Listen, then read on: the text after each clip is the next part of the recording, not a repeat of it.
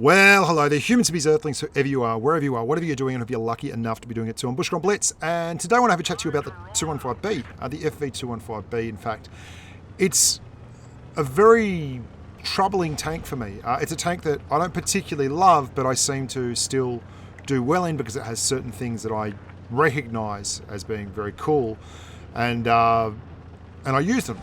Namely, the tank has an amazing gun for a heavy tank. It really does. It's got the best damage per minute numbers for what it's worth at tier 10. And because I'm more and more coming to believe that DPM is probably one of the more overrated stats on certain vehicles. But on this tank, it certainly does put up very, very good numbers. And it's very, very good at bullying mediums. It's very mobile, angry tank, huge penetrating punching power, and does very well. But and it's also got HESH as high explosive squash head as its ammo. It's got over 100 millimeters of pen on its HE, which is very, very good. And those things combine to make a tank that can actually do some stuff. And in public games, you can get away with it sometimes. But you might know that recently in PC, they got rid of this thing altogether and brought in a tank called the Super Conqueror. And a lot of people have been calling out for that to happen in Blitz, and there's a couple of reasons why this tank doesn't really sit very well within the game and the meta. And I'll talk about that. And this is less a review because I have done reviews on this tank before, but it's a tank that doesn't feature very much on channel. I really wanted to talk about it because there's a few of these tanks that are big features. I'm going to do a video on this and a video on the FV4202 because that's been another one that I think is a little bit different.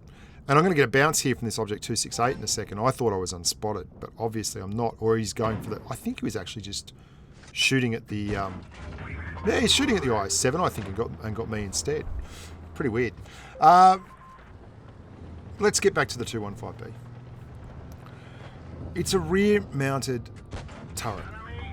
Now, straight away, that means that it is very, very hard for this tank to use gun depression to get shots off. So it's got a couple of problems with that.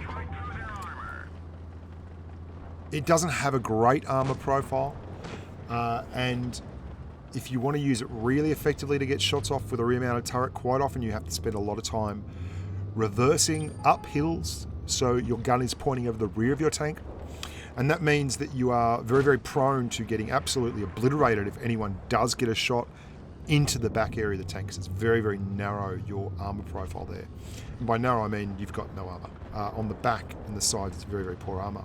There's also some exceptionally weak armor patches on either side, just above the tracks. They've done a little bit of work on that. They've done a little bit of work on the armor profile. It's one of the things that really makes me worry about this tank is they've jiggled and jiggled and jiggled with this thing, giving it a touch here and a touch there. And it's a funny one because it could very, very easily swing to completely overpowered in no time. I've got mates that swear by this tank. Chapo's adored this tank when he was playing Blitz.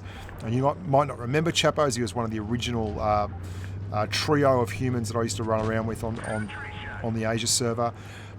Swiss Cheesel really, really likes this tank as well. I mean, and there's a lot of people that have played this tank in competitive gaming, but I think it's very telling, and it's a bit of an indictment on the tank itself that, I mean, look how good the gun is. That despite the fact that it's so good, it's really fallen by the wayside in competitive tournaments of late. It did used to feature very narrowly in competitive tournaments recently, but that's gone. It more or less didn't feature at all, very, very occasionally in the recent Twister Cup finals, both on Asia and North America, and in the Tokyo Game Show and everything. There are a few odds and sods that would roll it.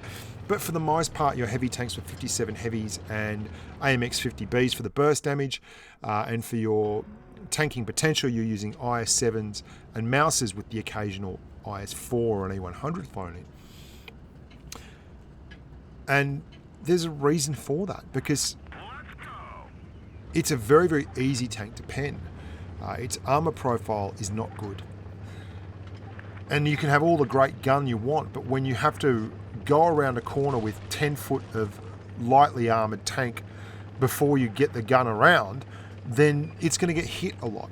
And you're going to see what that happens up here on this corner. Now, I don't want to I don't want to belittle the fact that I have had tremendously successful runs in this tank, and I still don't like it. I know that sounds really odd. Like, you can see I want to get an easy shot in on this IS-7, and I can tell that there's no one out there who can hit me, but I'm constantly juggling. And I think it's more a testament to the fact that I'm very, very experienced at playing the game these days, and that I'm very capable of just taking a gun on any kind of platform and turning into something that works well by utilising game mechanics like resetting my camo, expecting to get spotted there, so drawing a shot out of the IS-7 and then quite simply not going around the corner so that I don't get hit. But for all that, I'm still on an island here in real strife and real trouble, and there's a lot of tanks that would like to put hits into me, and I'm basically pulling back and forwards here, getting shots across the map into the Jagdpanzer while not giving these guys a go. But hang on, they're going to push. And I'm using the rest of the team to help me in this push, and I'm still trying not to get spotted. I'm side scraping, looking for the shots. The IS-8's going to simply come around the corner and hit point trade, and then there's a Jag looking at me on the right, and deservedly so, because I mean I really just got done there by lag. That was rough. I've had to pull all the way back, and I'm really the focus of their affections. And this is where the hit point trading comes in, because it's very, very hard for this tank to bounce shots once someone commits to it. If you're in an IS-7, or, you know, look, the gun, you're never going to get any arguments with the gun. The gun works superbly. If you're in an IS-7 or an E100 or an IS-4 or a mouse, you're able to effectively counter, or not even counter, mitigate damage much more effectively. Now, the line is interesting. If you look at the Jagdpanther 2 into the Jagdtiger and the Jagdpanzer E100, it's got that kind of consistency where the Carnarvon is one particular kind of beast that is super mobile, very, very quick rate of fire, very low alpha damage, but reasonable armor profile. It's actually got a good armor profile. I'm going to go out on a limb and say this, because I get in trouble for loving on the Carnarvon, and then there's people who say Bushka's an idiot for loving on. I get this all the time where people say, Bushka says this is a good tank, you're an idiot, and I'm an idiot for liking it. But yet I have fantastic numbers in these tanks, and I do really well in them, and that's why I say they're good. Because a fat old bloke like me is maybe, I'm not really fat. I keep saying that, and people are telling me that the book is out on that, and I'm no longer able to say that. Geez, I'm talking in circles. But I find the Carnarvon to be outstanding, and that's got a good armor profile if you know how to use it properly. It's got an outstanding gun. It's got an incredible heavy gun. It really works a treat.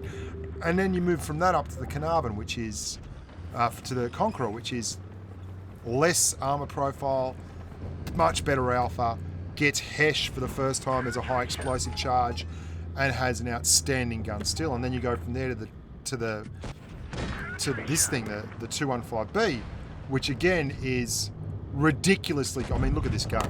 It's firing off a crazy amount of rounds per minute. It's doing massive DPM. It's got all the good parts the Carnarvon's gun has, but it's got it with an alpha gun that does 400. And because of that, there's that lovely consistency, and that is like the Jagdpanther 2, which has a set kind of gun and a very, very good mobility, into the Jagdtiger, which has the fantastic gun and very limited mobility, and then into the Jagdpanzer 100, which then goes into a massive gun with massive armor. And it's a step up, and I like that consistency. And you can see what I'm doing here. I'm reversing for shots. I'm trying to expose a very, very small amount of my tank while getting shots off over the back, but our Frenchie's pushed up, so we're all pushing up. I mean, the gun. It's beautiful. I think this is another one of those guns that's got a really high skill cap. And what do I mean by that? If you're good, you can make this tank work. If you're average, the tank performs worse than average. And if you're a newer player, and I don't want to say poor, because a lot of people come to tier 10, and if this is the first, imagine if this is the first tech tree you grind up, and you're faced with a tank with no gun depression, very poor armor, and a really good gun, and you've got to find a way to put that into the battle all the time. Well, you're going to get wrecked. And I think that's one of the reasons I'm not a huge fan of this tank, is because it's not an easy play tank. And when you've played a lot of games in a lot of tanks, and sometimes you just want to go and do something simple like roll around in an IS-4 or an IS-7 or a mouse or one of those tanks, this is not that tank. This has a high skill cap. You can get a lot out of it, but my goodness gracious me, there is no forgiveness here. If you're not hip to your gun depression techniques, if you're not hip to being able to focus on multiple targets at once so that you are always hiding your armor profile between hard cover, you can see what I'm doing there. Look the way I'm moving across the map, and I'm hiding my tank behind hard cover all the time. And then you're going to see, that's about the first time it's let me down all day. You're going to see how I start moving the tank again so that when they push out next, I'm simply going backwards and forwards behind this, and I have soft and hard cover there, so I'm maximizing the possibility that I'm not going to be seen as I'm putting shots in, and then trying to side scrape. And even then, that was as good a side scrape as you're going to get in this tank, and that 215B on their team just wrecked me. There's a very, very large, and that was standard AP rounds too, like that went straight through. There's a very, very large segment of the tank that's easy to hit, and the turret ring is a dead giveaway here. If you run across a really good player who knows what they're doing and knows the armor profile of this tank, they will do you in no uncertain terms. It's once you know the weak spots, it's quite an easy tank to fix up. But again, I mean, it's not a frontline tank, and a lot of people see heavies as frontline tanks. So that's a 215B. It is a tank that is perfect for an experienced player. It's a tank that is not easy to play for an inexperienced player. And it's a tank that is extremely, extremely high ceiling, low floor. You screw this tank up even a little bit. I mean, you've seen I've side scraped twice and given too much angle to a 215B, and he's punished me both times. And I put myself in a position where I'm as confident as I can be that I'm not going to get hit, and it still doesn't really do the business. The gun won't let you down much. You'll let the gun down more than the gun lets you down, and I think that's a really positive thing to say. So if you're a fan of great guns, good damage, a tank that can absolutely out-brawl mediums, and that's a really key thing, like 2100 hit points with this kind of DPM and this kind of gun and this kind of mobility will put awful kinds of hurt. And you can see this Object 140.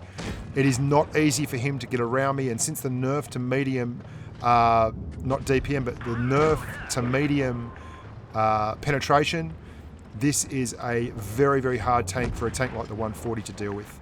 I mean, you're quite capable of pumping enough DPM to make life tough for him, and at the same time keeping him in front of you so that you can keep him in a really nasty spot, and then bullying him with the tank itself.